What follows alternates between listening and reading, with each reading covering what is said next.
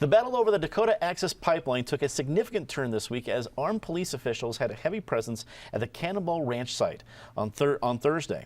North Dakota authorities removed the protesters from the private property after occupying the area since Sunday and were asked to leave voluntarily. Eric, this wasn't in Colorado, but Colorado's kind of a political hub for the West. So do you think issues that have been sprung up in North Dakota are going to maybe see themselves here in Colorado, especially since how the protest ended?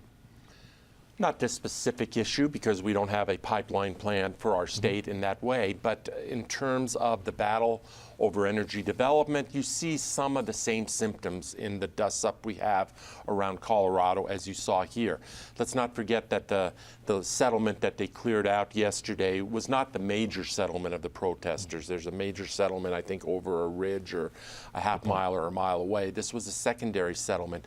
I do not question in any way the passion and sincerity of the protesters. Just because you are highly passionate, highly sincere, doesn't mean you are necessarily right. This thing has been permitted to death, has been studied to death, environmental impact statement to death. The alternative, I mean, I think there are a lot of agitators among this crowd who would just want to keep that natural gas in the ground. That is not likely to happen. It's not that many years ago in this country we were touting that we need to be more energy independent. Now that we are on the cusp of some degree of energy independence, there are people who obviously want to stand in the way of that. The alternative to a pipeline is to move this by truck or by train, which all statistics show is infinitely more dangerous than moving it by pipeline. It's the battle we have over any major infrastructure project in this country. Nothing comes easy. Everything is contentious. Everything is litigated. And in this case, it's not only litigated, but it is protested in a very dramatic way. Penn, do you think the energy created from these protests, whether it's going to be successful or not changing anything in North Dakota, does it get harnessed to transform anything else down the road? Well, you know, I think it's like a number of things you do. The first one sort of starts a wave moving, and we have seen similar protests like this before for different reasons, but we just had the one where the group was acquitted of occupying the federal land, I think, up in Oregon. So this is not that unusual. I think we may see this more frequently because I think it speaks to a growing frustration people have with government in general and whether government is responsive.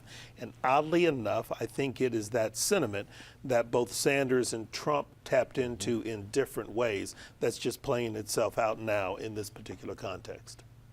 Patty, Penn brings up a good point about the odd juxtaposition between that ruling we saw. Now, I know they're two different things. You have private property versus a federal lands, things like that, but it was still odd optics to see that this week. What did you think?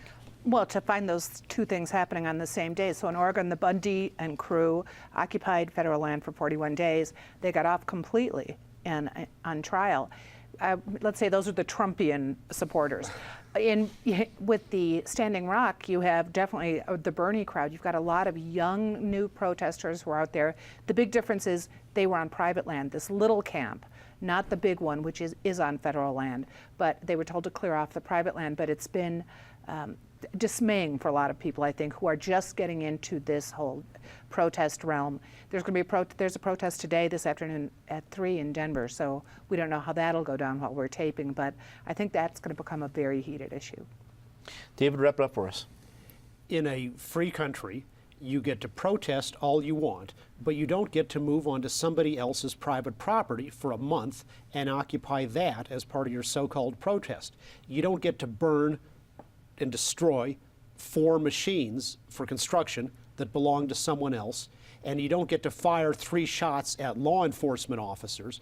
All of those things were things that these protesters in North Dakota did, and they were properly removed, and the ones who resisted the most have been arrested and may be charged, just as the people in Malheur, who at least didn't shoot at anybody, got properly charged for illegally occupying an unoccupied government building. Juries in this country have the power to acquit based on their view of the whole equities of things.